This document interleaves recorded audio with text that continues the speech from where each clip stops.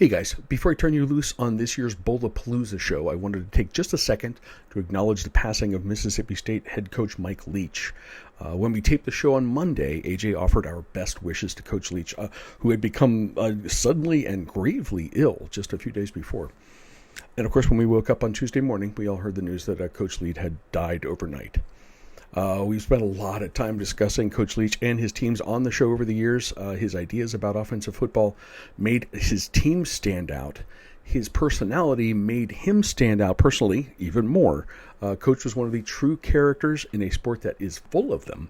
And those characters are among the biggest reasons why college football has the hold on AJ, Carla, and me that it does. We've lost a great coach, a great character, and our sport won't quite be the same without him. Thanks, Coach Leach. Thank you guys for watching. Let's start the show.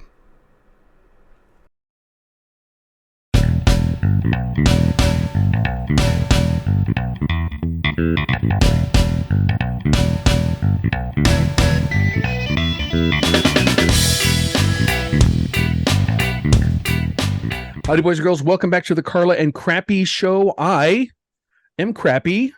There is Carla. Hi, Carla. Hi, I'm here. Happy birthday week, Carla. It's still Thank your you. birthday week. I mean, your It birthday is was... still, my birthday was Saturday. Hell Yes. yeah. No, you get the whole week or the whole month to take as much time as you like. We also have AJ, whose hood is fixed. AJ is our constant companion, our contributor. The three of us. This might be our favorite month, our favorite week of the season. It might be. There are certainly there's rivalry weeks and championship weeks, but man, when it's bowl season, that's when the stuff starts to really get fun. Because the weirdness, the silliness, there's something about bowl season that brings it all out, and we like to kick it off as we do with Bowlapalooza. This is our annual celebration of the not big games that are coming up. Carla and I will talk about the big games in subsequent shows, but this is the one we look forward to the most. We ask old friends on, professionals, fans of all different varieties and intensities, and we have a great crew assembled for you once again. We're going to start with Kelly Krieg, our friend from Pittsburgh.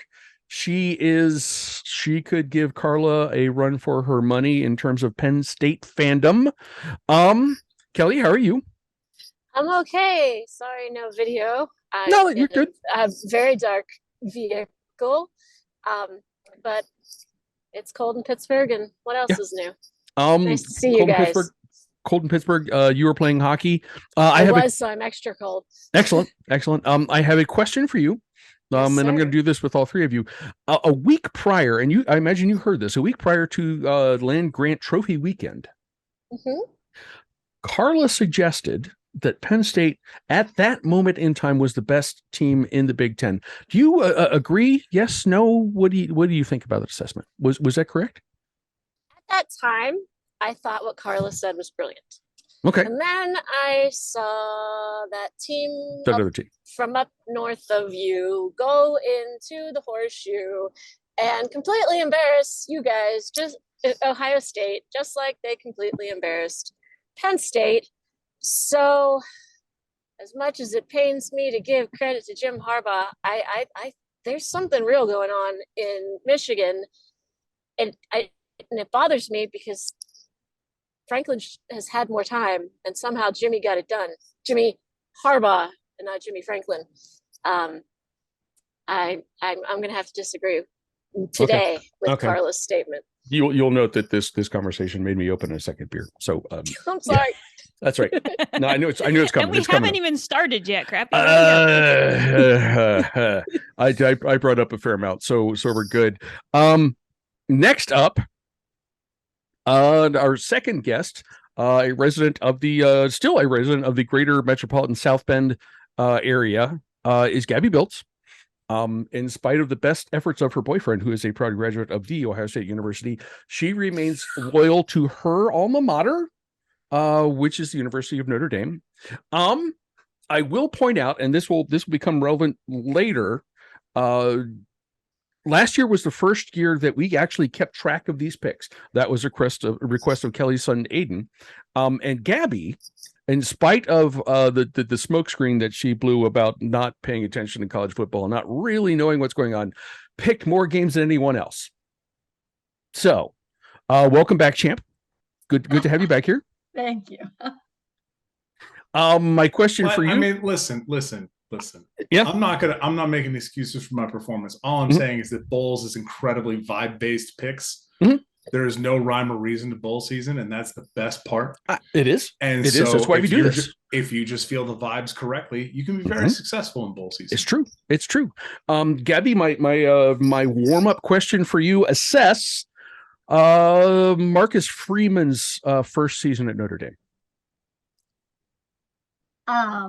Aside from the fact that he is very beautiful to look at on the screen. Okay. They like to show him quite often. I will say that. I think that's 100% true. No, there's no can't argue. There is no better coach than can't argue. Marcus Freeman. But I think there's definitely some room for improvement. But I think like kind of following him on Twitter, Instagram, kind of like seeing the way that he's interacted with the players in the last season, I can tell he has like player buy-in. He clearly has the fan buy-in. And just I think it's his first season as a head coach. So to come out with a winning season in your first season and take the talent that you have and kind of have a not ideal quarterback situation and come out with a winning season, has lots of good recruits in the pipeline. I feel good about Freeman as the coach, and I'm happy with the way he performed this season. Columbus is watching. I'll tell you that right now. I'll just put this out there that I think my personal favorite thing is Brian Kelly leaving Notre Dame, claiming that he just couldn't get it done with recruiting, and currently Notre Dame is ahead of LSU in recruiting. Oops. So, whoops, all failures. Almost like having a personality matters. It's weird. I know. Speaking of personalities, that's our third guest. He is raising our Middle Tennessee State presence to critical mass on the show. He's indoors for the second year in a row. We like that. Instead of recording from a stairway outside a hotel in the Florida Panhandle. But it worked out well. With the Red Solo Cup in Panama City Beach. Yes, with the Red Solo Cup, Panama City Beach. Yep. Nice. Yep. It's Jake Rose. It's Jake Rose, the television voice of the Blue Raiders. Jake, geez, welcome back, man. It's great to talk to you. Oh, thank you for having me back, and thank you for calling all of us professionals earlier. I'm going to tell my boss that. Okay, good. I'm happy to provide a reference if I can do that.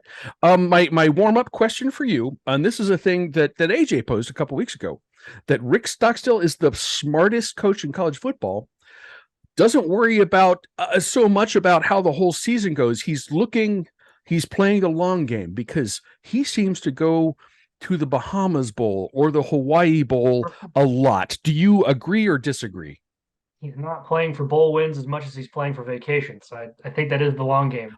He's not exactly playing for, conference titles either. I think Middle's played in one conference championship game in his tenure there. So, I mean, he figured out the formula, man. Get those 6-7 wins, keep getting those extensions, and seems to be working out all right for him. So I think that would be if I was a coach, that would be my goal every year. If I can extend the postulate here, please. It's that Rick Stockstill has figured out I don't need to try that hard. I don't need to climb the ladder. How old is Rick Stockstill? Rick Stockstill's he's early 60s, I think. I was going to say like early 60s. He's like, I don't need to go get this big job. They're paying me very healthy 6 figures, and I effectively have an unending. I live in Murfreesboro, and I have effectively an unending contract so long as I win 6 to 7 years. And when 6 to 7 games a year, and when I do that, I get to go to the Bahamas or Hawaii. This dude figured out this dude could put life on cruise control at this point. He is signed through 2029, and it is It's like, listen, the dude he got an extension right before the Miami game. People were like, why are you extending this dude? And then he beat Miami, and everybody's like, oh, that's why you did it. It's like, no. It's just automated things in this contract. Yeah. Great. We lost Miami. We were still going to the Hawaii Bowl anyway, so it's fine. It's genius. I'm telling you. When AJ brought this up, I'm just like, that's tough to argue. And we will see him in Hawaii, a game that we will discuss coming up. Before we get there, I think, although we focus on the bowls that don't matter, the traditions of sports talk, sports podcasting require that I ask at least one question about the college football playoff. This is open-ended, of course. We know the final four games are Georgia versus Ohio State, Michigan versus TCU. So the question to you guys, and Kelly, we're going to start with you. Did the committee get it right? Why or why not? I think so. The only thing I would have changed is to make the Michigan-Ohio State rematch first instead of potentially second, and just get that out of the way. But other than that, I can't imagine what other team would have been in there. Maybe shuffle the order of the four themselves, but I think the four teams is correct. And maybe I'm a glutton for punishment, but I would have liked to see that rematch this year, but it is what it is. Gabby, is that the right Final Four, do you think, or no? Similar thoughts as Kelly. I definitely think the right four teams in there. I was surprised to see TCU over Ohio State. I thought after watching the two games, or watching the last couple of games, to me, I thought Ohio State was going to squeak by in three. I thought in part because the committee would want to see that 2-3 matchup again earlier on, but if Ohio State beats Georgia, the matchup can still happen. So true. Michigan beats TCU, so there's still a chance. So maybe they're fighting for that. But I think that 3 and 4 could have been flipped. The Georgia Michigan made sense to me. Okay, I mean, if Ohio State had played Michigan in a tighter game, I think that's a pretty real scenario. A narrow loss puts Ohio State in 3, and we get the rematch. But tough to do that when you lose that way. At least that's what I think. Jake, how'd the committee do in your mind? I'm not sure the committee had any other options. Honestly, I think they got it right because this is what they had to deal with. I think they got TCU right at 3, just because they did make it to their conference championship game and they had already beat Kansas State earlier in the year. And to your point, I mean, Ohio State just got their doors blown off. Not to rub it in. I gotta open another beer. Hang on. But yeah, no, I think the committee got it right. They did what they had to do. Okay. AJ? The committee did exactly what they should do every year, and they do the same thing that they do every year. And I would like to personally take this time, please, to say everybody who thought Alabama was getting in, you're a bunch of dummies, an absolute bunch of dummies. There is, as I've said before, and I've said on this show multiple times, hey, Carla, remember that time that Ohio State got in, even though Penn State won the Big Ten? What did I say to you then?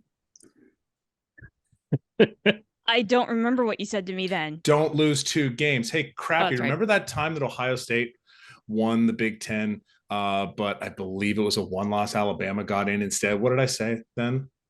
The gist was you end up where you belong. Don't lose 2 games. Yeah. Alabama lost 2 games. You are out if you lose 2 games. This has been the exact way that the committee, for everybody's like, well, what's the committee going to do?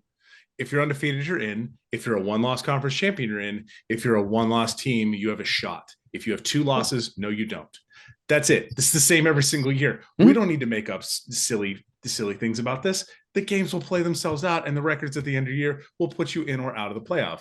My chaos scenario did not come true, which was I wanted 5 1-loss teams and then really have the committee. So if Georgia, Michigan, TCU had lost and USC had won in conference championship week, you would have had 5 1-loss teams. Now we can have some real conversations about things. Otherwise, they just have this very distinct rubric. They don't have to play game control or eyeball test or whatever. They just go undefeated, conference champion, 1 loss. That's it. That's all they do. That's 2 votes for the committee did what it had to do. Carla, are you a third vote in that area? Yeah, I mean, absolutely. There was no doubt of what the 4 teams were going to be. As soon as USC lost on Friday night, we were texting each other saying, "Congratulations, Ohio State, you got in the playoff." I think part of it is maybe the playoff committee taking a little bit of a lesson from the tournament committee. in trying to avoid conference matchups in the first round. Mm-hmm. I think this isn't the first time they've done it either. They did it last year, I believe, for Georgia and Alabama too. Yeah. True.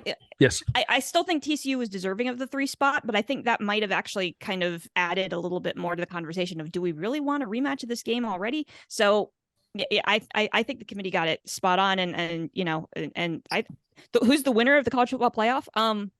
Penn State, for getting 2 losses and getting a free ticket to the Rose Bowl out of the deal. Absolutely. There is that. Also, I would like to point out, yes, that Michigan did Ohio State a favor by beating Ohio State in the last game of the season, and thus going to the Big Ten championship. Ohio State was locked in with 1 loss. There was no way for them to do anything to change that. USC had 1 loss going into conference championship season, in which they lost to Utah. I really feel bad for Caleb Williams and his hamstring, but he's got a very large trophy to bring home, so it's probably all right. Yeah. And it's probably someone to carry it for him. So he's going to be. Well, he brought his whole O-line to New York, so he's got plenty of people to carry it. Yeah, except if you watch the end of that Utah game, his O-line was not doing any favors for him. They feel guilty now. They feel guilty now. So I can see that. Sure. Yeah, I mean, Caleb, let me grab that for you. I'll make sure we get back to LA. It was very interesting to me to see, like, okay, TCU was basically USC was the only team that could have goofed themselves out, which they did, right? Mm-hmm. They lost to Utah, and by doing that, Ohio State was in. Okay. TCU was locked in, Michigan was locked in, Georgia was locked in. None of those 3 were not going to get in. By the way, you know who did get in? TCU. That ball was over the goal line. TCU won the Big 12 championship, as far as I'm concerned. I know. Okay, we have satisfied the traditions of college football podcasting and talked about the big games. Let's turn to what we do on Bowlapalooza and talk about the not big games. Guys who are not familiar with the program, we have asked each person on the cast tonight to pick a game. It cannot be a New Year's Six game. It cannot be a college football playoff game. For whatever criteria you want to apply. It can be sponsors, it can be jersey number or jersey colors, it can be the site of the game, it can be anything. That person will give us a breakdown of the game, and then the rest of the group will make a pick along with the person who made the original choice.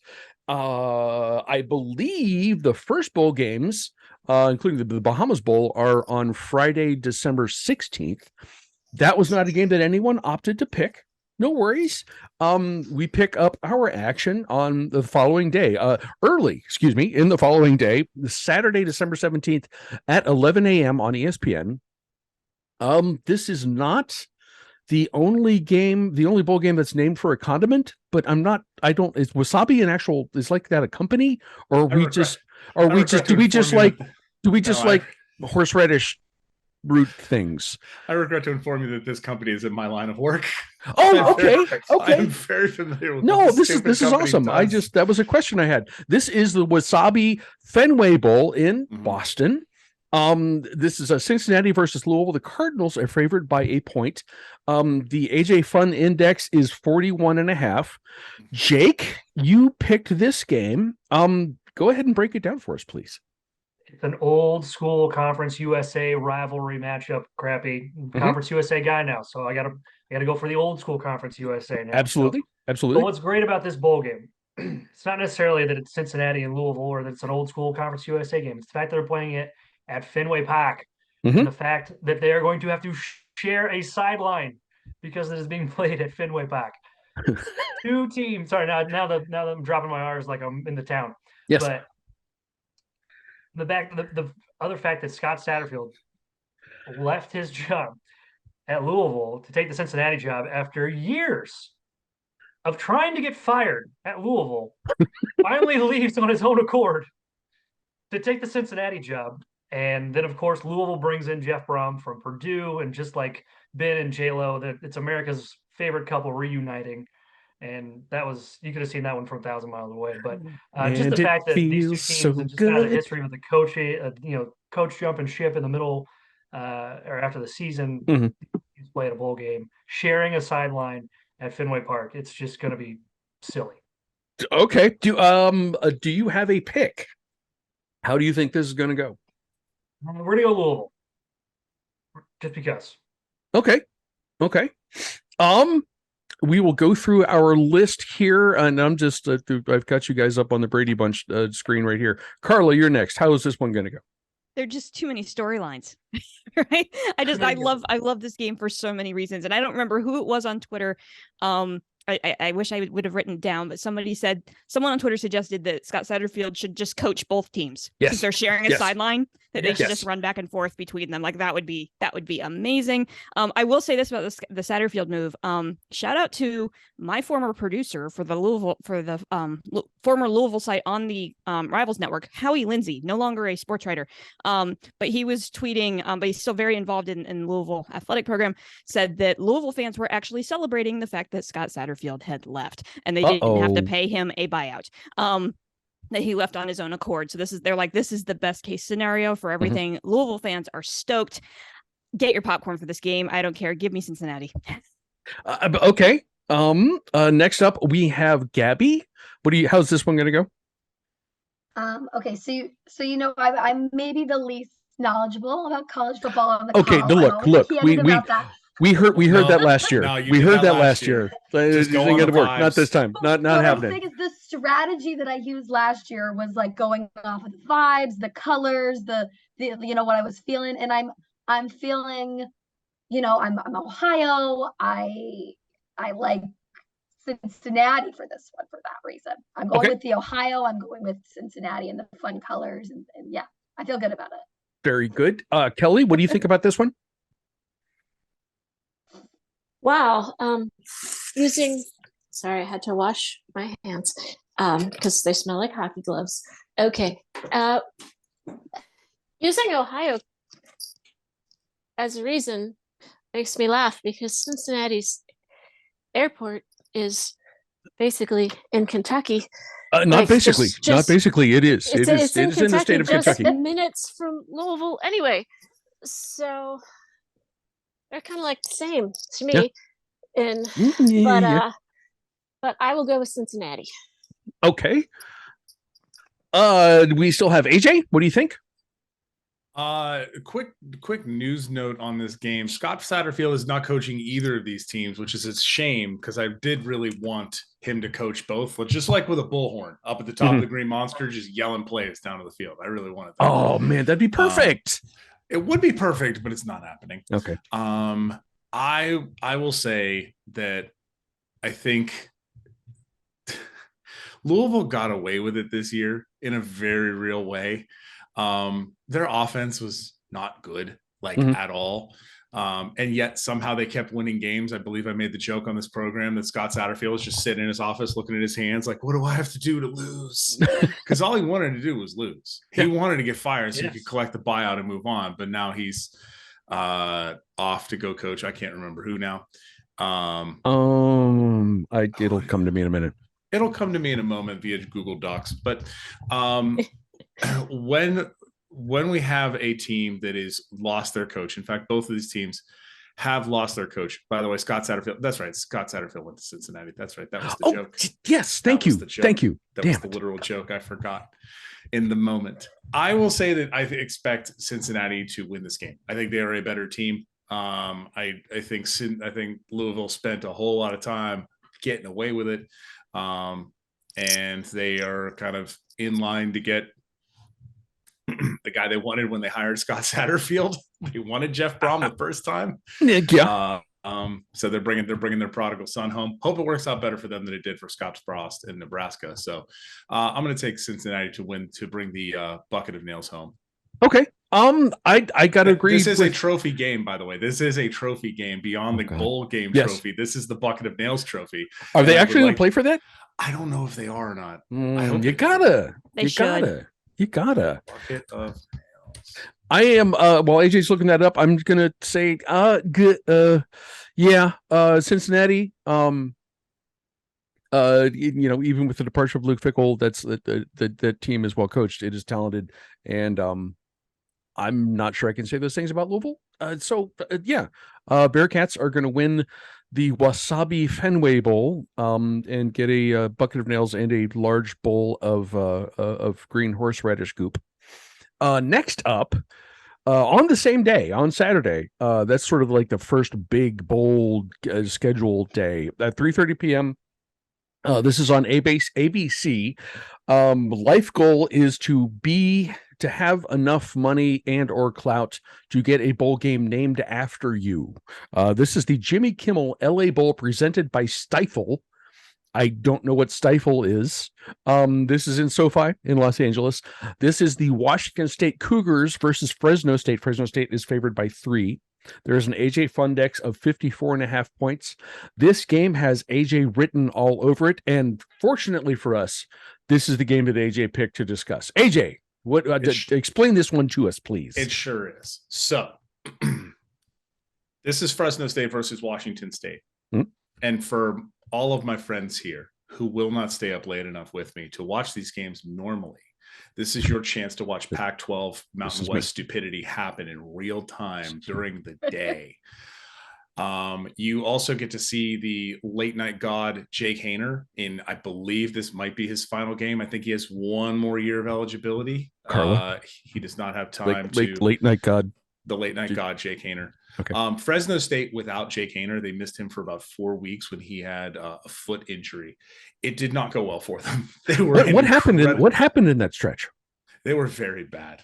And is not entirely a reason why they are they have 4 losses on their schedule. Jake Haener is an incredibly good quarterback and makes their team wildly better. Single-handedly brought them back against UCLA last year. Played incredibly well this year. He's my like weird MVP of the year. Is like, if you get a chance to watch Jake Haener, you should do it. And it's happening at 3:30 in the afternoon on a Saturday. I'm gonna be awake. Crappy will be awake, and I don't know if his powers will be real. I don't. That's good. Also, this is not the Washington State team you think it is. Everybody thinks of Washington State as like, we're gonna throw the ball like crazy. No. But you do have Incarnate Word's former quarterback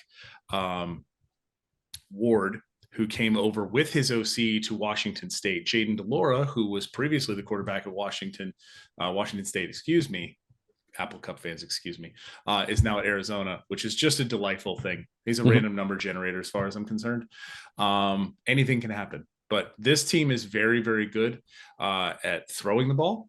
They're not as great on the run, but this is a game that you should absolutely watch. This game should be fun as heck, and I expect Fresno State to come out and get a win. All right. It's basically a home game for them. Okay. Next up, to make a pick for this game, Kelly, what do you think?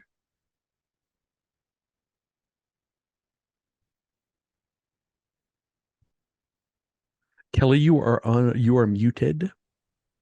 Oh, it's wretched mute button. There we go. It's not like we've been spending 3 years on this. Yeah, I know. And it happens. Software, happens to me every single day. No worries. Yeah. What do you think about this one? I was saying that I don't really have any thoughts either way, other than I'll pick Washington State. I don't know enough about either one of them. I'm sorry. No worries. Just making a pick is just fine with your Gabby. What do you think about this one? I'm also gonna go with Washington State. I'm always excited when the like late night games are actually played in the afternoon or in the late evening. So I'm excited to see some West Coast teams play throughout bowl season too and not have to be up super late for that. I would point out that you're at least 20 years younger than everybody else who's on this call. So you can stay up. You can manage it. No, but it's different because it's nice when the game is at like 6:30 and then it's over by 10, so you can still go out afterwards. It's more for like going out afterwards. So you should move to the West Coast because that's how the game works out there. There you go. I like when the games are earlier, so I can still go out afterwards. That's the key. Okay. Oh, my hip just started to hurt. Gabby's got Washington State. Jake, what do you think? I like Fresno State too. I don't think Washington State's actually beaten a team with a winning record this year. They got housed in the Pac against Washington in their last game out. And AJ, I'll stay up late. I'll watch the Pac-12 West Coast football with you anytime, man. You give me a holler. It's every Saturday after 10 p.m. Just I'll be online. Yeah. I don't know how he does this, but he does it almost every single week. I watched the Incarnate Word Sacramento State game that went to 60s, that ended 66-63 on Saturday because somebody said, "Hey, you should watch this." And I was like, "You're right." What time did that one end? What's 2:30 in the morning? It was 2:30 in the morning. Don't chat. I'm not saying a word. Carla, while we're being quiet, what do you think about this game? What do I think? I love everything about this game other than the time. Like, this is a game that was meant to be a after dark game. Like, that's literally what my note says. An 11:30 a.m. kick local time. Yes. It's like you're right. This game needs to start at 10 p.m. Eastern. But that being said, I really like Jake Haener, and if this is his curtain call, I'm gonna take Fresno here too. Is after watching him in championship week and just really seeing, getting a really good look at him. Normally only seeing a half of him playing because I can usually make it through the first half and then I'm done for the second half. Okay, that's fair. I can't hang either. But after watching him in the Mountain West title game, I think Fresno's gonna win this one. Okay. AJ said pointed out that Fresno struggled with Jake Haener not playing. With Jake Haener, they are the hottest group of five team in the country, including Tulane. And that role is going to continue to include an upset, I guess. They're favored, but a win over a Pac-12 team. Fresno is my pick here. Next up, we are skipping ahead to Christmas Eve. At 8 p.m. on Christmas Eve night on ESPN, the Easy Post Hawaii Bowl. AJ, where's this game being played? This game is being played at the Clarence T.C. Ching Athletics Complex at the University of Hawaii, Manoa, the home of my beloved Rainbow Warriors. Yes, it is. Which happened to reside on AJ's hoodie that he's wearing for this very show. This is Middle Tennessee State versus San Diego State. The Aztecs of San Diego State are favored by a touchdown. The AJ Fun Index is 49.5 points. I don't know if Carla and Jake dueled over who was going to pick this one or how that worked, but Carla was the winner. So Carla, explain please. Explain please how this one is going to go. And explain how I just ended up on the beach. Dude, look at that. Come on. Zoom for the win. What can I say?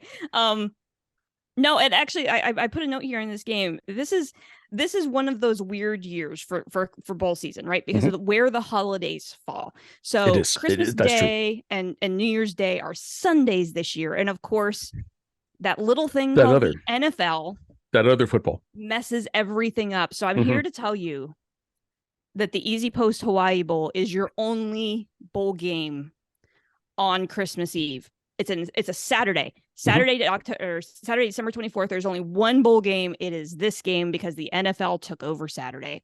And we can boo hiss all that we would like on that. Boo and also hiss. Yes. Boo. Here's the perk of that, though. Because of the NFL schedule, they moved this game up.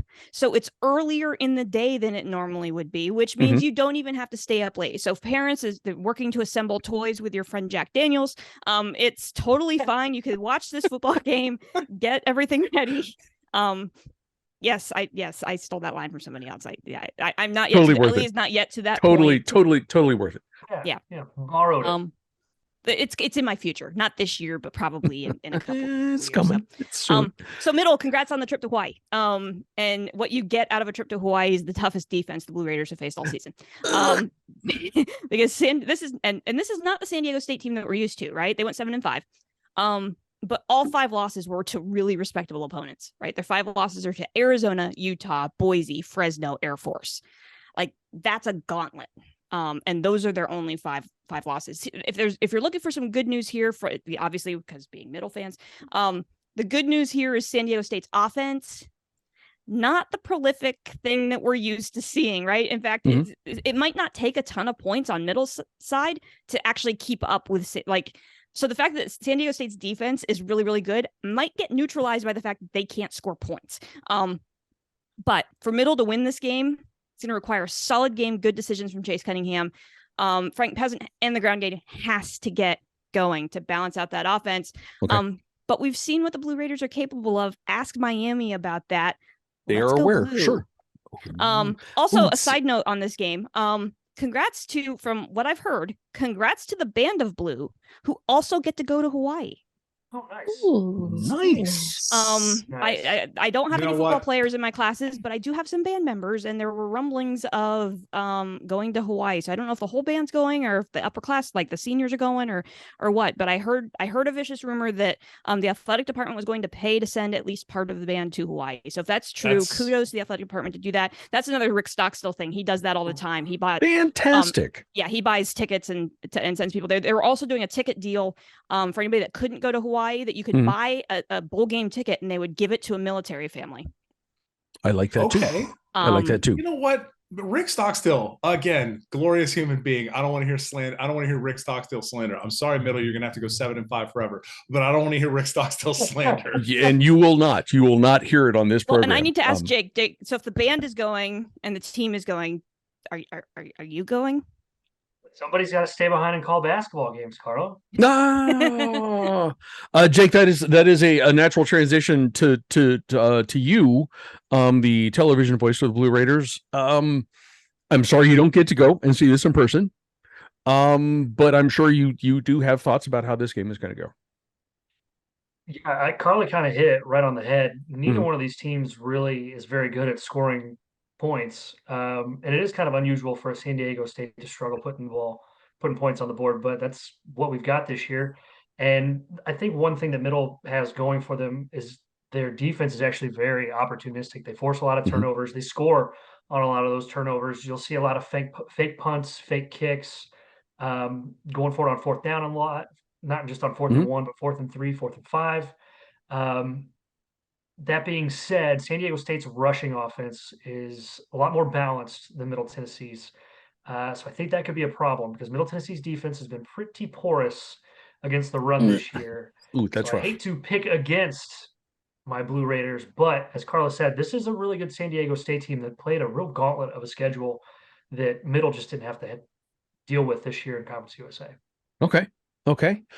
There is a pick for the Aztecs. Don't tell anybody I did this. Okay. No, we're not gonna say a word. Kelly, what do you think about this one?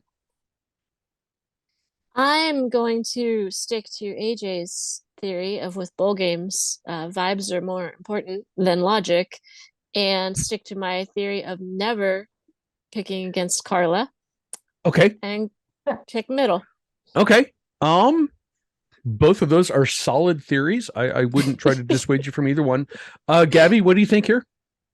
I was originally, I think, San Diego State, just because, I'm going with the West Coast vibes, I feel like, for my picks so far.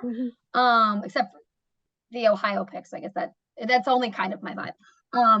But then Carla said the wonderful stories about the band getting to go and the military families, people buying tickets. And very cool. I love a good, I don't know if they're underdogs, but I love a good, wholesome story to rise above and the hero wins sort of thing. So I'm going to go with Middle as well. Okay. So I'm going with Middle. AJ, what this is right in your wheelhouse. What do you think about this one? Carla said something that actually hurt this game overall, which is that it's being played earlier. This is the Hawaii Bowl. This is supposed to be played later on in the day. Your family's there and you just want to have a nice quiet time and you just put something on and there it is. It's Blue Raider football in Hawaii. You just want that, but they're going to play this game in the middle of the dang day and you're not going to actually get to enjoy that. I would also like to point out that Rick Stockstill has been the head coach at Middle Tennessee State since 2005. And since then, he's gone to bowls in Detroit, New Orleans, Mobile, Fort Worth, the Bahamas, Honolulu, Montgomery, Alabama, New Orleans, and the Bahamas, and now Hawaii. I again say that's pretty good record to you. By the way, he is the before he got there, the last time Middle Tennessee State had been to a bowl was 1964 when they went to the Grantland Rice Bowl in Murfreesboro, Tennessee. It was a home game. Hey, wait. Okay. Anyways, dude's got it figured out. I mean, dude's got it figured out, and because of that, we stand by Rick Stockstill and the Blue Raiders. Go Blue Raiders. Go win in Hawaii. Okay. Also Brady Hoke, you're a dork and you can't score points. Get wrecked. I won't argue with that. With Brady being following the career path that he has followed. And I know we said nice things about Brady last year. But I'm going to go against the Tide here. But here's why. I mean, I hope Coach gets rewarded with a bowl win here and there for what is obviously his plan. And as the smartest man in college football, get a win. That would be awesome. I think the pick here is San Diego State. But the final thing I would point out is that are there really any losers here? Are there really? No, I don't think so. But here's the thing. I think it's San Diego is actually the loser here because they live in San Diego. They're going to Hawaii. The weather's again nice. Like they don't get to appreciate that. They're just like, oh, we're in Hawaii. It's also nice here. This is. I think in Hawaii, actually, the weather would be nicer. Yeah, but they can't really appreciate that.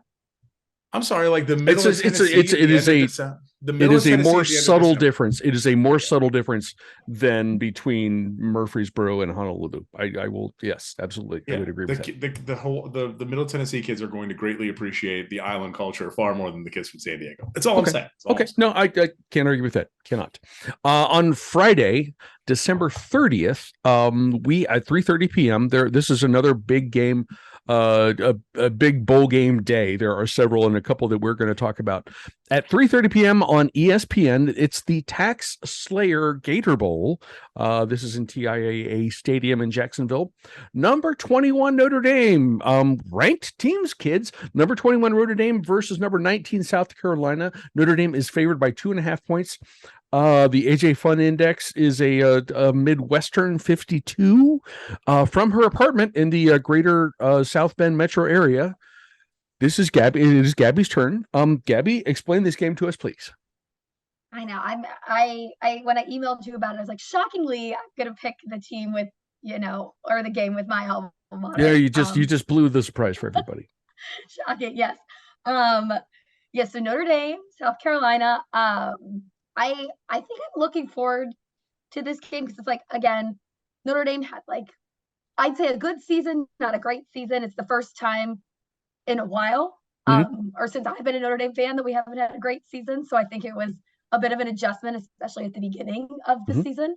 But I'll take 8-4. South Carolina also 8-4. So I think a pretty comparable matchup.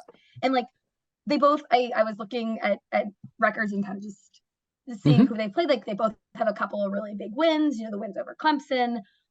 Both have kind of a couple not so great losses. We're not going to talk about the loss to Marshall. Sorry. So there's, yeah.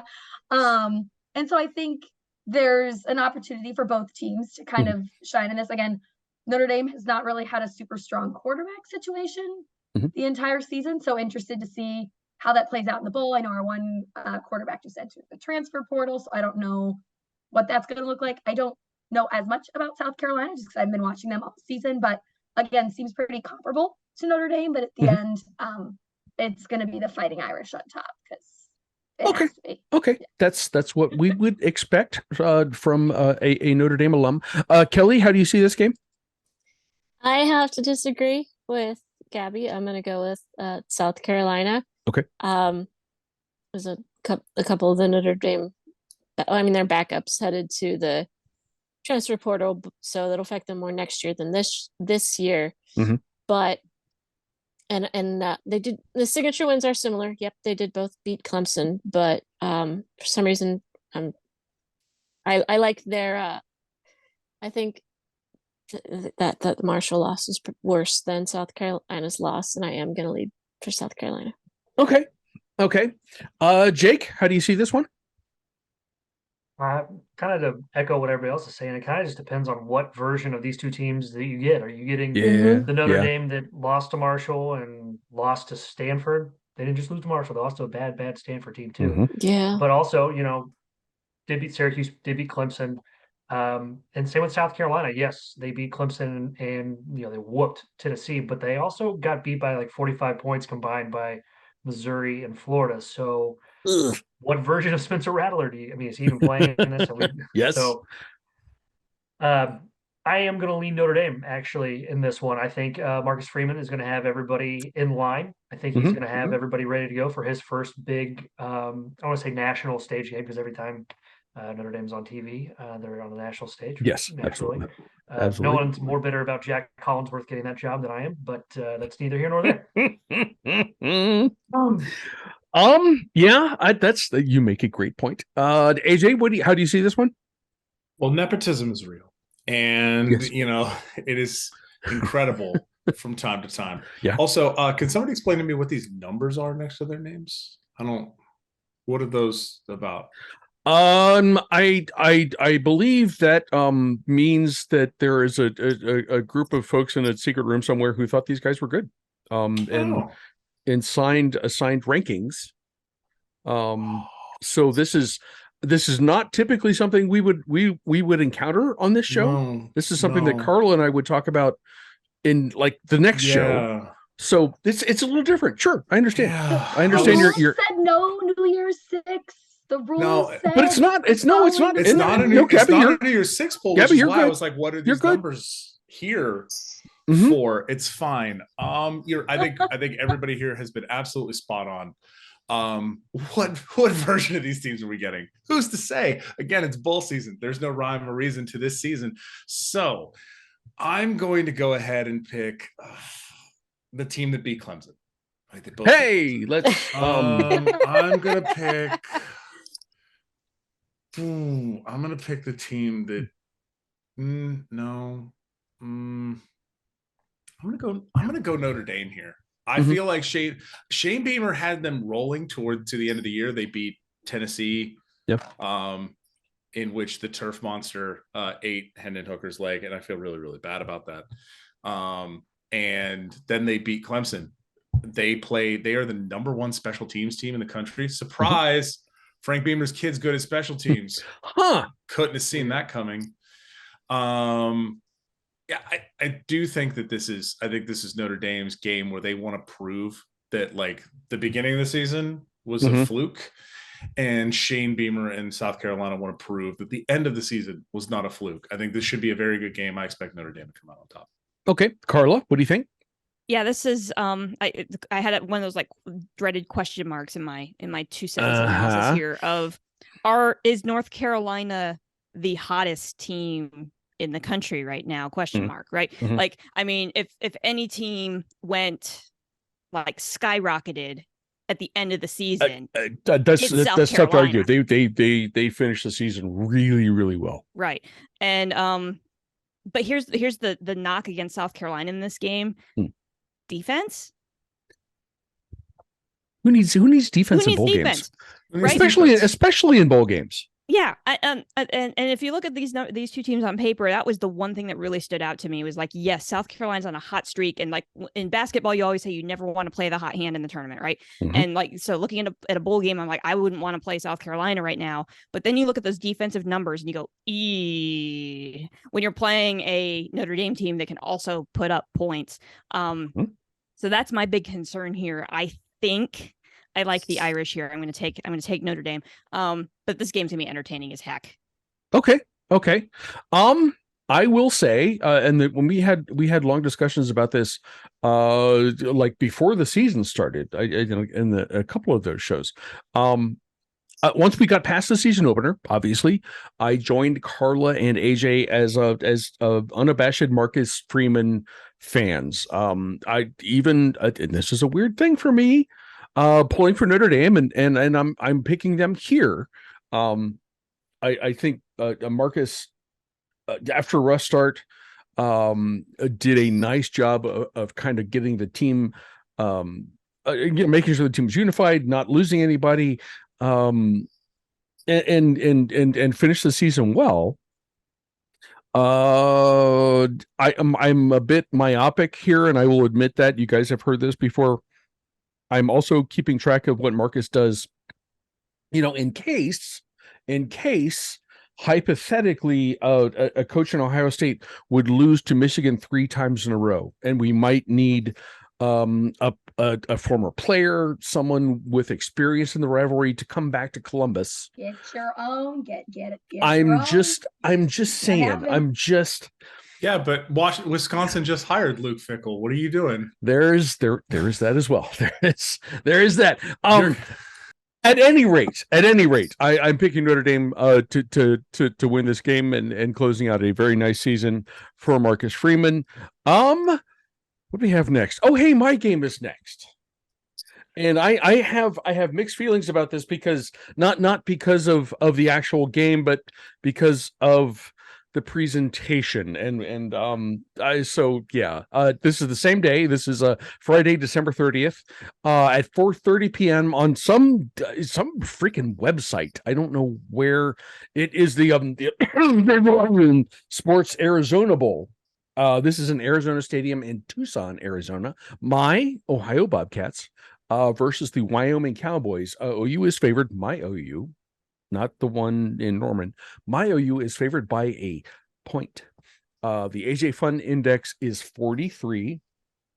I don't have to throw this to anybody. We're going to dive right into analysis. If you're looking at offensive numbers, the line here is kind of weird. It seems low, and that's it's understandable. OU, after all, had maybe the best offense in the MAC up until about mid-November, and that's where I have to remind you this is going to be a very, very different OU team than the one that you saw for the majority of the conference. That's due to the season-ending injury to quarterback Curtis Rourke. He would have been the MVP of the league, and he drove an offense that really put up big numbers, and went on a long winning streak at the end of the season. That is not to say that CJ Harris, who is his backup and has been playing since the second half of the Ball State game. That's not to say he isn't capable of having success. He is a run first guy. That was a problem in the MAC title game. Toledo's very, very strong against the run. Plus, there didn't seem to be a whole lot of the offense seemed to be designed for him to run the ball.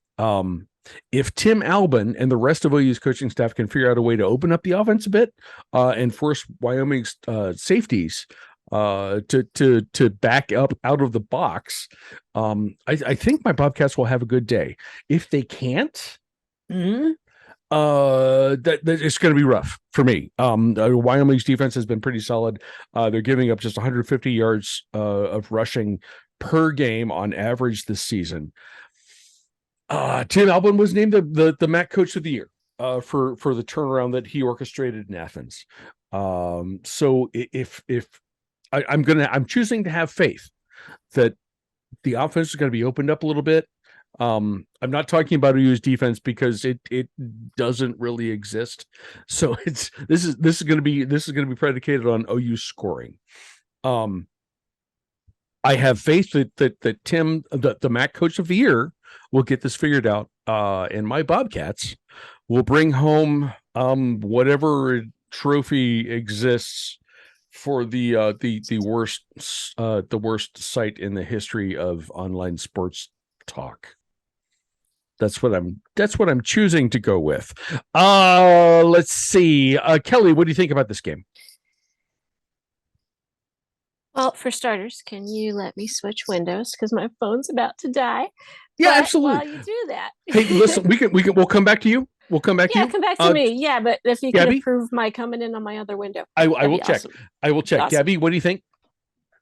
Well, now I'm trying to decide between out west and Ohio. So this is from a vibe standpoint. This one's tough for me. Gabrielle, this is not a hard question. But now I'm thinking, you picked my alma mater for the game that I chose. So it feels like a fair trade-off. So I'm going to go with the Bobcats for this one. Recording in progress. Okay. That's excellent. I will accept that and I appreciate it. Jake, what do you think? Crappy, I'm a MAC guy. I'm going with your Bobcats. They won 7 in a row before finally falling against a tough Toledo squad. Yeah, and, it's good defense. MAC conference championship game. And they put up some points, man. Don't sell that offense short. I know they're playing with a backup right now, but plus Athens party school. I don't know if the same can be said for Laramie. I don't know. I've heard a thing or two about this Athens party school thing. I'm gonna have to check to make sure, but it rings true for definitely. AJ, what do you think about this one? So I believe the trophy for this game is probably some sort of lawsuit or for libel. I don't know. Who's to say? Something. I'm going to say like this. Listen, I love Crappy and your Ohio Bobcats, and I love that. My Wyoming Pokes as well, and Absolutely. my beloved Mountain West Conference. Don't watch this game. Don't watch this game. Don't put your eyeballs on it. Don't go to the website. Don't give them clicks. Don't give them ad views. Don't do it. You can see the score on ESPN.com, a site that is only marginally better in terms of ethos and ethics. But you can view the data there. You can also go to GameOnPaper.com and see the score and be very excited when the numbers change. But don't watch the players actually play this game, because the drinking establishment furniture site is terrible. So let's get to the actual game. Please. We have a lot of weakness on weakness and strength on strength in this game. Wyoming's running attack is very, very good. Ohio's run defense, very, very good. Ohio's running offense, not great. Not really at all. Wyoming's run defense, also very bad. We have Wyoming's passing offense, one of the worst in the country. Ohio's pass defense. Because Ohio's pass defense, one of the worst in the country. And then Ohio's passing offense is very good, and Wyoming's passing defense is very good. So we have a strength on strength, weakness on weakness. Feels very good. Feels like a game that could just end 21-21 in a tie that no one ever watched. So I'm just going to go against the trend here and put on for my beloved Mountain West Conference, and I'm going to go with the Wyoming Pokes. I do not blame you for that one bit. Carla, what do you think? I have like 2 sentences that I wrote here. Please. This is a really cool matchup because of everything that AJ just pointed out that absolutely no one will see. I know. I'm a Mac. We're all beloved Mac-shiners here. That's our thing. This game is being played on a Friday. Go Bobcats. Excellent. Kelly, you ready to go? Yes. How could I pick against your Bobcats? I appreciate that. I really do. I have no reason to pick. I mean, when I spent some time living in Denver, I had a lot of friends who went to Wyoming. And so if they were playing anybody else, I would side with Wyoming. But against Ohio, I won't do it. Okay. By the way, it's the most Midwestern thing possible for Gabby to pick your alma mater, because you picked her alma mater, and that's just absolutely kindness. That's just Midwestern kindness. That's a casserole. It is. It's a perfect hot dish. Hot dish. I think that's a hot dish pick right there. Is what we're talking about.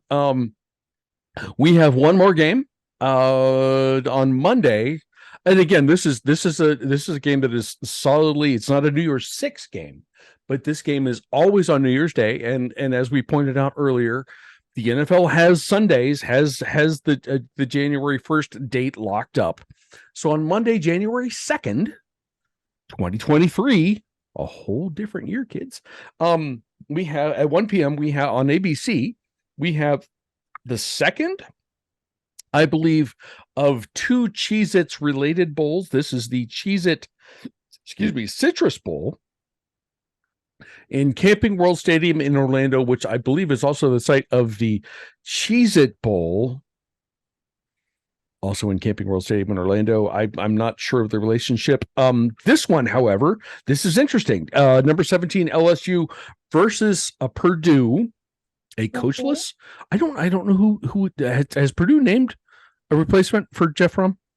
They're using his brother for now, but I don't think they have a permanent replacement. Okay. Yeah, there is a Brom coaching. There is a Brom. Purdue. Okay. It's right. Brian Brom, not family Jeff Brom. legacy there. The Tigers are favored by 10.5 points. The AJ Fun Index is a 58.5 points. Kelly, you picked this game. Did you wake up feeling the cheesiest? No, but my 9-year-old, who is a previous guest on this show, it is now past his bedtime. You will not see him. He better be in bed anyway. I'm betting not. I'm betting he's not. Probably not. He quotes that commercial as often as physically possible. Okay. And I did go down. I'm sorry to interrupt, Kelly. What is the background that I don't know. is up there now? I don't know you're talking about.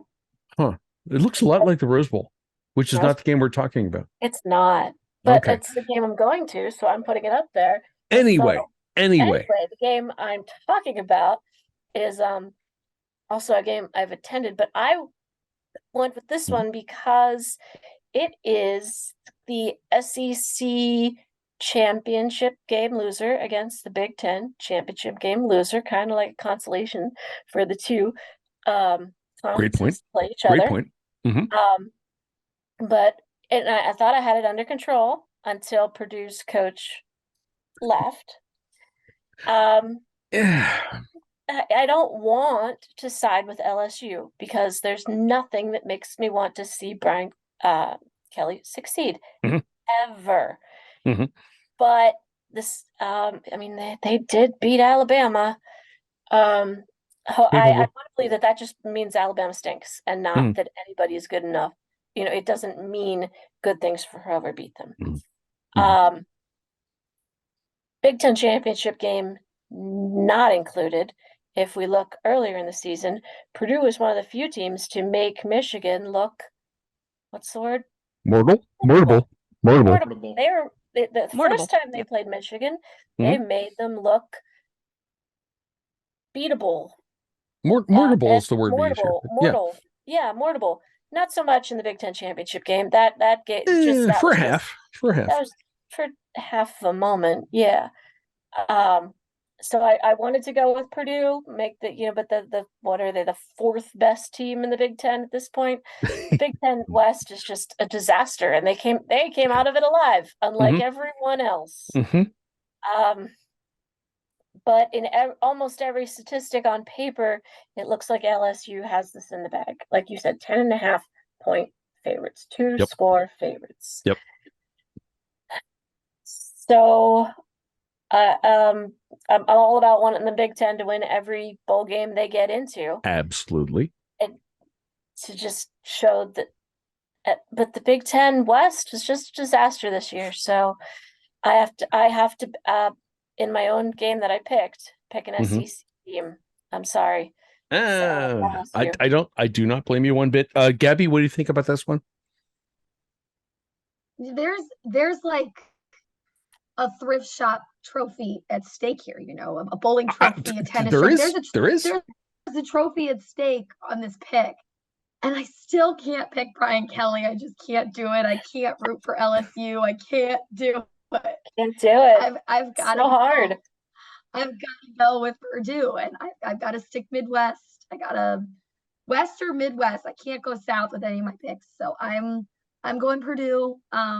And what I hope will be a game that makes Brian Kelly really red and angry in the face. Not red and angry, but as purple as LSU's jerseys. As possible. Jake, what do you see here? A couple of things that don't go together here. One, citrus and Cheez-Its. That sounds disgusting. It's awful. It is Brian awful. Kelly and it just doesn't work. No, it doesn't. That being said, LSU has way too much speed. We saw what Michigan speed did against Purdue a couple weeks ago or last week in the Big Ten championship game. LSU, just too much speed. But how Brian Kelly would it be to lose against a coachless Big Ten West team in the Cheez-It Bowl? That would be arguably the penultimate Brian Kelly moment. Like, that would be on brand. Oh, man. Yes. They'd have to just, losing in front of his family. Family. I'll have to go over to Orlando to play the Purdue Bowl on my Orlando. I'm going to go see Mickey Mouse. There's his accent. Welcome back. Thank you. I'm sorry, Jake. Your final pick is?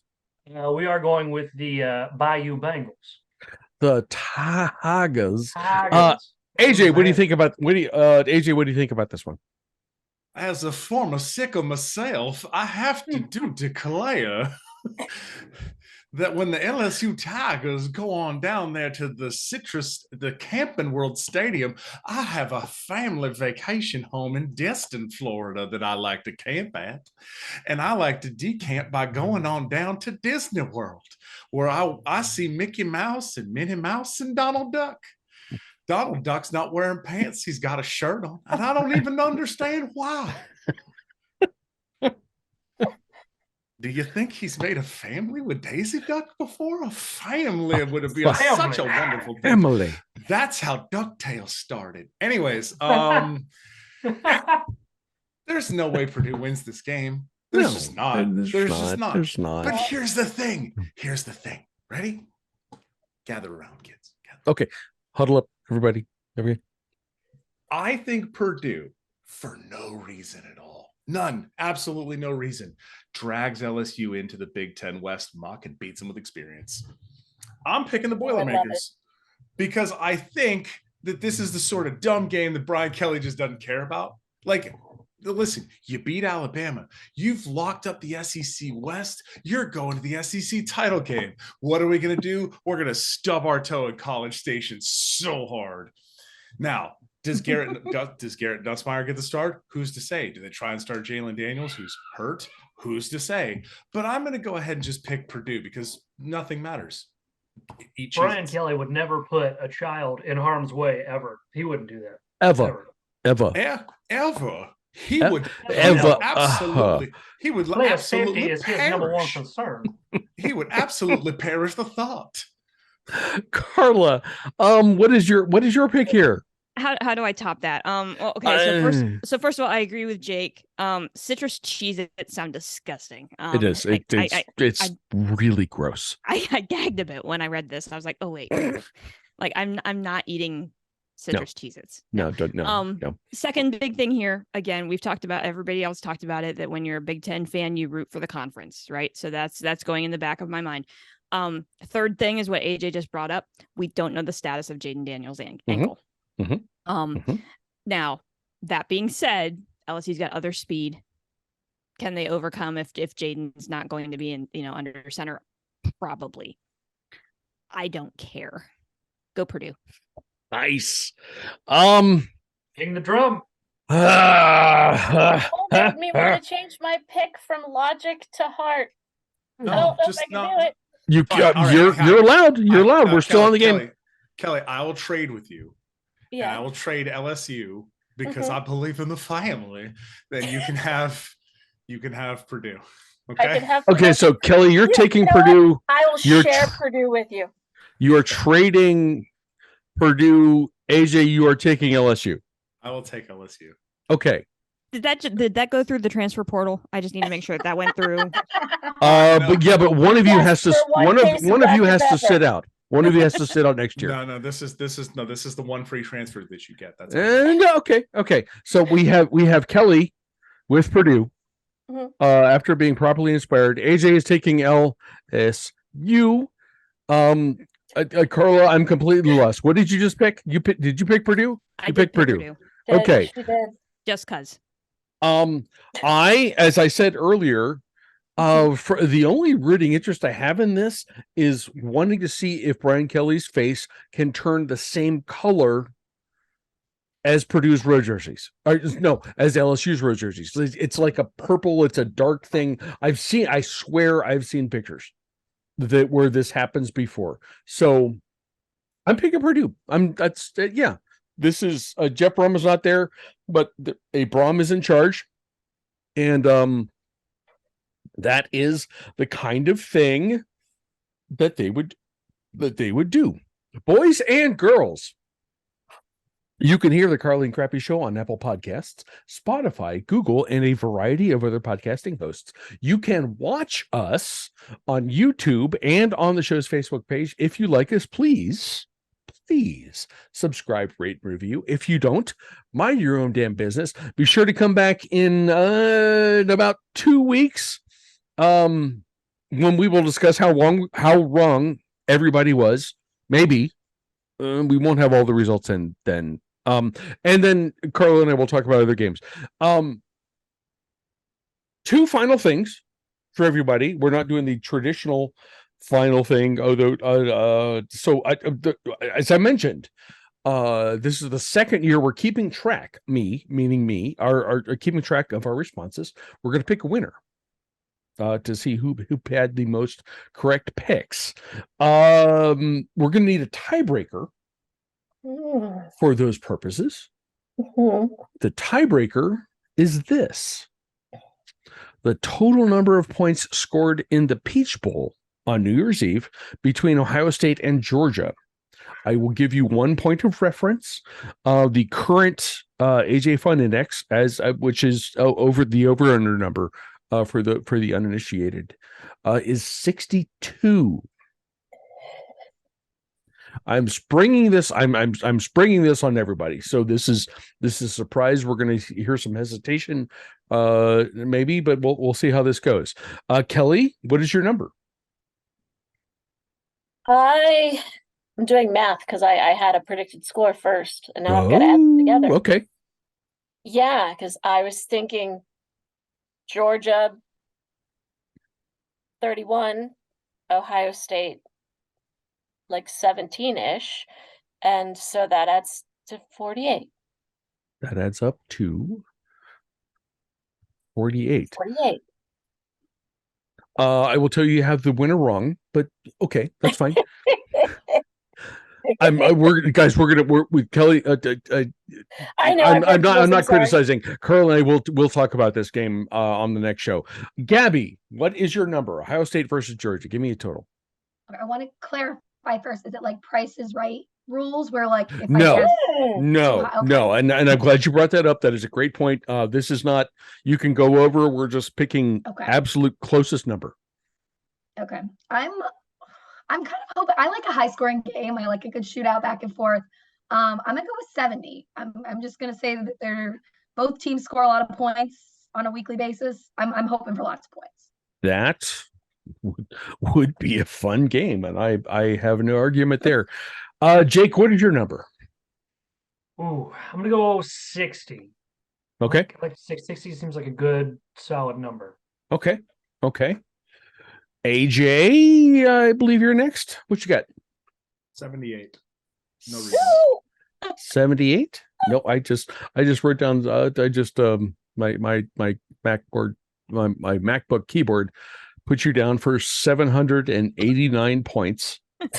Feels right, to be honest. I mean, that's the kind of game that AJ would watch. Carla, what is your number? 56. A 5-6.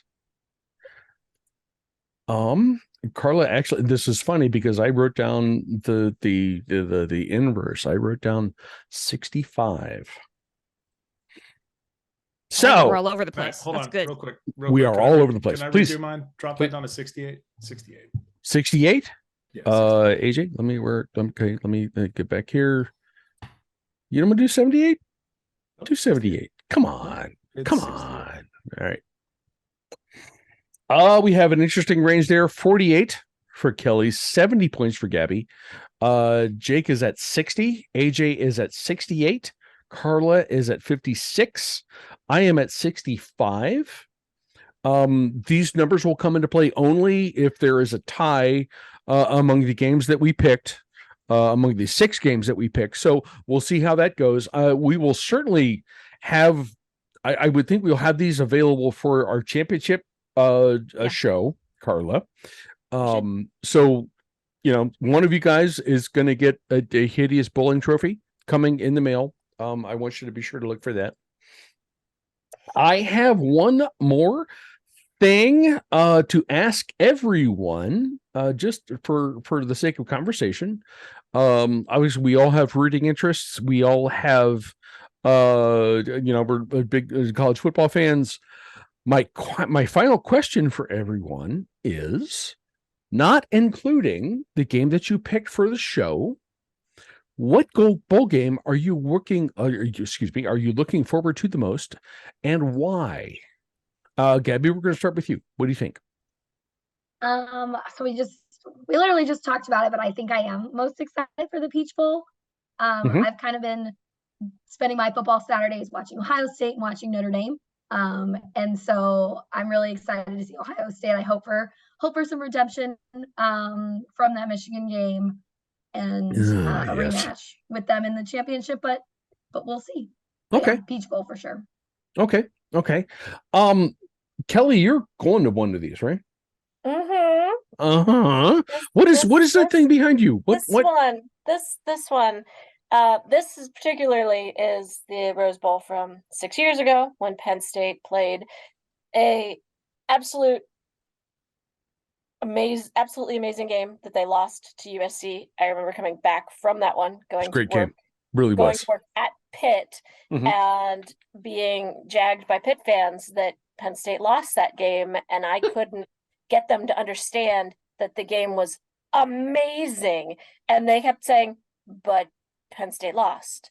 Like, who did Pitt play? Who did Pitt play in a bowl game that year? Did they that year? Pitt? Yeah. Heck if I know.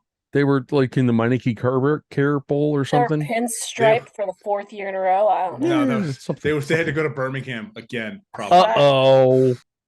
Alabama Bowl. Yeah, let's not worry so much about what Pitt fans think, because whatever. And this year they're in the Tony the Tiger, whatever the heck bowl. I will not hear Sun Bowl. I will not hear Sun Bowl slander. That game is stupid. Okay, you're right.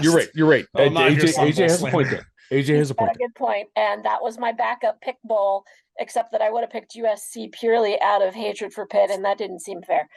But the game I'm looking forward to most is obviously the Rose Bowl. And as Carla said at the beginning, Penn State, I mean, they won the Ohio State went to the championship, or to the Final Four, or the playoff.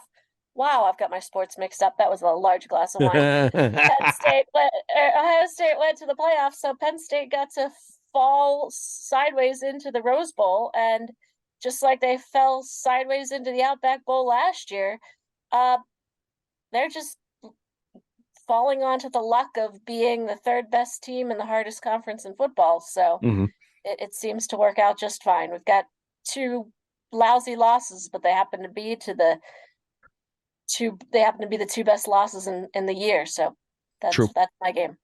True. I hope you guys have a great time out there. I hope Big Ten brings home a win. That has to be a fantastic experience. Let's see. The games that we want to see. I am going to Gabby next. This is a tough one for you. No, Gabby, we just do Jake. I'm sorry. I'm Ladies and gentlemen, let me introduce you to Mad Elf. It is 11%. And you guys kept bringing up the Michigan game, and I'm just like, okay, gotta crack another beer. Oh God. Okay. Jake, what game are you looking forward to the most? From a football standpoint, it's hard to beat the Rose Bowl, Penn State, and Utah. Yeah. Also hard to believe that James Franklin's in his 9th season. Doesn't seem like it's been that long. But from a I wish I was there standpoint, I'm going to say the Myrtle Beach Bowl. Because you've got all the folks from Huntington, West Virginia on vacation in Myrtle Beach. And then you've got all the folks from Yukon in their pullovers and chinos. And they're all coming together in one magical, we'll call it magical place. I think magical works, yes. Myrtle Beach, South Carolina. Those 2 fan bases. Talk about 2 Americas coming together at the Bowery, singing Alabama songs. It's you might drive down there for that. That would be a really, really cool road trip. I cannot argue with that at all. AJ, what game are you looking forward to that we did not talk about today? I've got a couple. Jake touched on one. Please do. Okay. Another one is because I have to give a quick shout out to 3 teams. Number 1, UConn, for making a bowl game. Good job, UConn. Absolutely. In the first year of El Mora going and taking them to a bowl game. I also have to shout out New Mexico State. Sorry you have to go to Detroit, but New Mexico State in the first season of Jerry Kill is going to a bowl game. They're playing Scott Loeffler and Bowling Green. this game, if you were to take this and put this into 2021, everyone would go, this is a gross game and why are you watching it? And now it's going to get national television because it's a bowl game. Yes. Life is weird, and we should just appreciate it while it's here. Also, Rock Chalk, the Kansas Jayhawks are playing in the Liberty Bowl, and I want to call you out, Missouri. You're a bunch of cowards. Missouri was supposed to play this game, and we were supposed to get the border war back for one night only in Memphis. And apparently word on the street was that Missouri ducked this game. Boo. Boo. And boo. But Eli Drinkwitz, the head coach of Missouri, came out and posted a picture on Twitter of the Liberty Bowl and said, anytime, anywhere, baby. And I was like, okay, this is happening. And they're playing Arkansas. So this is a game for the right to use the word Kansas in your name. Otherwise, okay. Yes. We're either going to have Kansas versus R or versus Arkansas. It's, this is for the rights to Kansas. The actual game I am looking very much forward to seeing is Tulane USC. Yes. That game is going to be great. Fun. Super happy to see my Green Wave playing. They are the Group of 5 selection for the New Year's 6 bowl games. Good luck, USC's defense. you thought chasing down Utah was hard, buddy. Dude, you have no idea. Taj Spears is great. You're going to be chasing his ass everywhere. AJ, did you have a hard time deciding between the Rainbow Warriors hoodie or the Green Wave hoodie? No, I will always pick Hawaii. Okay. I love my beloved Rainbow Warriors. That's so that's happening. So Tulane USC, you should watch that game at the same time. Yes. And I hope things go well here at noon in the artist formerly known as the Outback Bowl. It's now the ReliaQuest Bowl. It is no longer the Outback Bowl, which is a shame. Are you sure that the Cheez-Its aren't involved anywhere? Cheez-Its are not involved here. This is Insurance Scam Bowl. Mississippi State, Illinois. So the fourth best team in the Big Ten gets to play Mississippi State. Our hearts go out to Mike Leach, who is still currently in critical condition right now. Absolutely. In the Starkville Hospital. I do hope that everything works out, that we don't lose Mike Leach, one of the weirdest people in the history of college football, and that is saying a lot. We are Mike Leach fans on the show, and we are hoping for the best for him. Yes, we want to see Mike Leach get better. So teams can keep throwing the ball 80 times a game. Please. Carla, obviously you have an interest in the Rose Bowl. Obviously, yes. There's that, but what else? And some other stuff too. Some quick hits. So obviously I'm not going to the Rose Bowl. However, my Rose Bowl swag is on the way. I ordered that already, so I should hopefully have it by New Year's Day, so I can wear it. Okay, you will. So yes, obviously I have a very strong rooting interest in the Rose Bowl, but a couple of just random things here. If you like watching paint dry, I could walk 10 miles to Nissan Stadium on New Year's Eve. And watch the Trans Perfect Music City Bowl, Iowa versus Kentucky. Woof. AJ, cover your ears. Don't do AJ, that. cover your ears. The AJ Fun Index for that game? 31.5. That's not fun. That's not fun at all. AJ, are you okay? Are you AJ, are you okay? You're right. Hammer the under, number 1. Number 2. Exactly. That is Mark Stoops playing for his future job. That's it. That's all that is. Whenever they decide to let Kirk go to a retirement home and they don't hire Brian Ferentz ever again.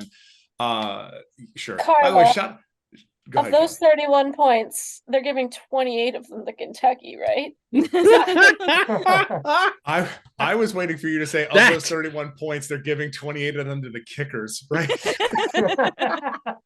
Kelly, that is the line of the show. Congratulations. You should you may get a trophy for that as well. I would like to point out that I want to shout out. I just spent a week at a conference in Las Vegas where I got to meet a bunch of lovely people, where I met 2 people from Iowa, where I got to ask the question, Cyclones or Hawkeyes, and they both said Hawkeyes. And I said, how do you feel about Brian Ferentz? And they went, we just want him gone.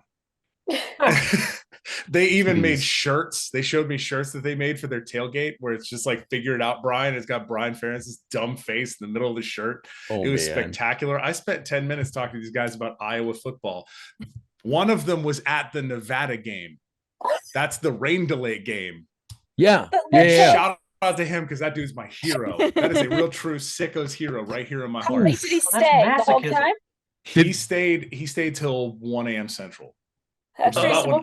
which is when I checked out because I was watching that game at 2 a.m. because I have a problem. Oh God. Okay. Yeah. He said it was very funny. He agreed that they scored 17 points and God said, that's enough. And and they had a rain delay. Yes. And then they came out and he said, if you score more points, this game is I'm doing it again. And they kicked a field goal. And he said, that's enough. And then they went back to another rain delay.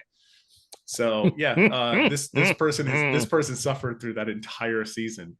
He appreciated the Iowa touchdown. That's 2 safeties and a field goal. So yeah, there's so many great things that Iowa football gave us this year for no good reason. They are the Sickos team of the year, by the way, the official Sickos committee Sickos team of the year. That is absolutely untouchable. Carla, do you have anything else? I do. Yeah, I think there are a couple more.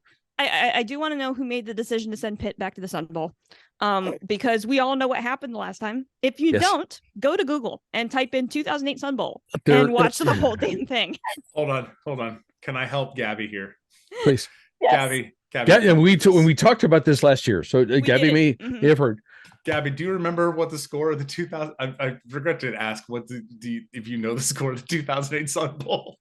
I'm gonna assume it was very low. Incredibly low. A low funded, like a 3-0. That is correct. That is absolutely correct. It was 3-0. It is one of the grossest football games. You can watch it in its entirety on YouTube. I think I owe Gabby at least 2 trophies by now, right? Okay, just checking. Yeah, so I want to know who made that decision, because we know that like bad things happen when we send Pitt to the Sun Bowl. So why did we do that again? The game that I am actually intrigued. Look good before they come to the Big Ten. Yeah, UCLA is going to run all over Pitt. I'm sorry. That's not going to be good. The game that I'm actually intrigued by is one that has already been mentioned, and that is the Liberty Bowl. I Rock Chalk's been our darlings on this show the entire season. I love that matchup against Arkansas. That's really intriguing to me, and I love the fact this game is being played like in Memphis, which is kind of like in that same fan bases are going to be there. Like it's not like a true road game. Like, I mean, the Rose Bowl is great, but you got to have cash to fly out to the West Coast, right? And that's not going to be a problem here. This is a very drivable game for both fan bases.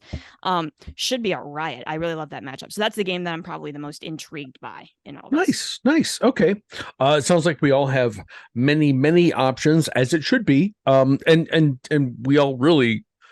This group especially will be watching college football because we are all painfully aware that the season it's almost done. It's almost done. I forgot one thing. AJ, did you see the news? Did you see the news today? Grayson McCall in the transfer portal. Grayson McCall's in the transfer portal. Yeah. So Jamie Chadwell went to Liberty, and then Grayson McCall's in the transfer portal. If I had to guess, I could take a pretty good guess as to where Grayson's going to end up, and I don't like it.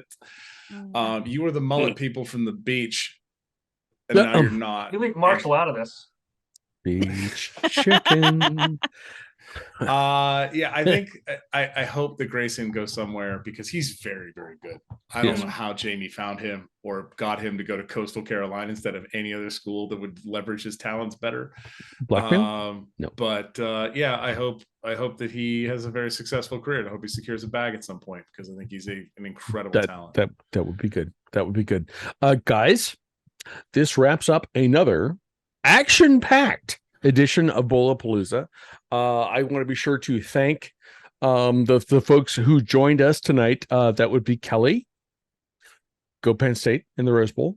Gabby, go Notre Dame in the Gator Bowl. Jake, dude, I'm sorry you don't get to go to Hawaii.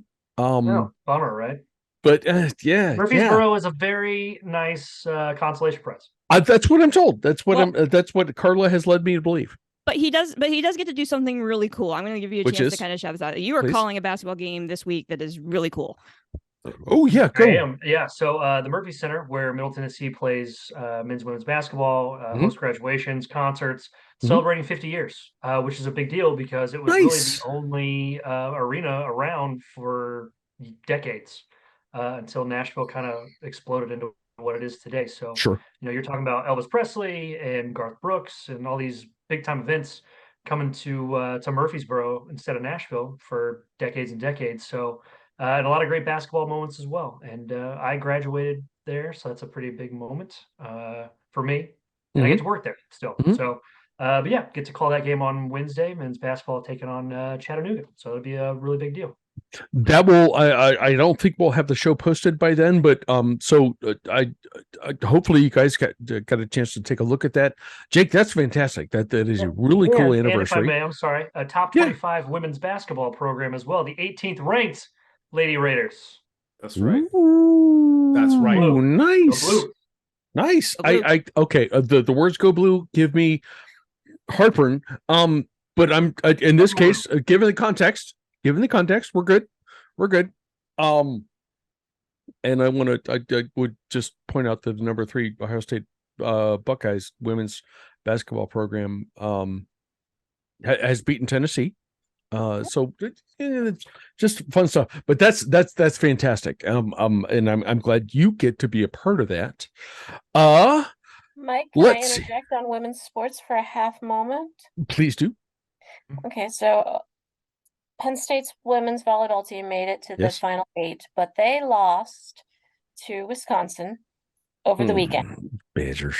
Or Thursday night. But on Saturday, Pitt beat Wisconsin.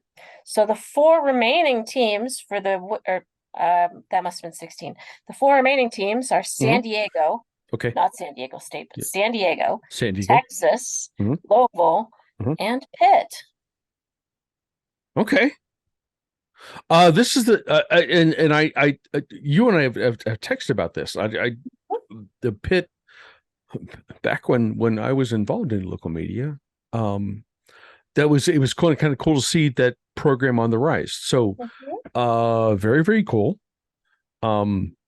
I'm going to have fun watching women's college basketball this season, and you guys know my myopic view of college sports and how it involves Ohio State, but that's fortunately for me, that's going to be a very, very fun thing.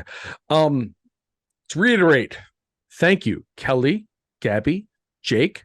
This is the funnest show of the season, and I'm glad you guys were here. That makes it even funner. To butcher the English language even further. Thank you, AJ. Dude, your contributions through the whole season, whether you were subbing for me or doing your segments, or joining us for live shows, it is invaluable. And that always makes a show better. I'm not going to thank Carla yet because we got 2 more shows to do. We do. We're not done. We got 2 more shows to do. But somehow we made it through this entire show. And it just occurred to me. Yes. We did not mention the Orangest Bowl. We're saving that one. I know, but the Orangest Bowl happened. And we haven't acknowledged that. The Orangest Bowl, we got the Orangest Bowl. You want to explain what this is? So we talked about this last week about the possibility when bowl projections were putting out there this idea that Clemson and Tennessee were both slated to go to the Orange Bowl, and AJ coined it as being it would be the Orangest Bowl, right? Because everybody wears orange. And then it actually happened. Yes. So we are getting powers right there. I don't know what to do with them, but that's the powers I have. Just we're having the Orangest Bowl done. Use them for good, please. That's all I ask. We are getting the Orangest Bowl. That's 2022 football season is the gift that just keeps on giving. Really is. We have the Orangest Bowl. We have Carla. Next time we talk, we will talk about New Year's 6, none of which happened on New Year's Day. We will talk about the Final Four, and then a week later. Do you know why the Rose Bowl is never held on a Sunday? I can't say that I do. Roses can't bloom on the Sabbath. No, the Rose Bowl. They began moving the Rose Bowl to January 2nd, anytime January 1st is Sunday, not having anything to do with the NFL, though the NFL has absolutely taken it over. But because when they hold the parade, which is originally horse-drawn floats, the church bells would spook the horses. So they don't hold the Rose Bowl parade and the Rose Bowl game on Sunday. That's really cool. And I absolutely did not know that. You know what? We learned a thing today. We've learned great things today. So we have learned. We have Right, this learned is many. education. We have learned many things today, but I think that might be the best of all of the stuff that we have learned. Kelly, thank you. It's honestly, I had no idea. But that is really, really cool. Guys, I think we're good. I think we have covered everything we need to cover. Carla and I will be back for a couple more for this season. In the meantime, I hope you have a fantastic holiday season. I hope you have a fantastic bowl season. I hope you get to watch all the college football. You can get your eyeballs on because, guys, it's almost over. Let's not waste it while we got it. The most fun stuff of the season is coming up. Everybody, all 1, 2, 3, 4, 5, 6 of us. Cheers. Cheers. Cheers. Thank you very much for being on the show. Guys, thank you for watching. Come back in a couple of weeks. Carla will take you through the big boy games. Kelly, have fun out there. Thank you. Cheers, everybody. Have a great day. Cheers.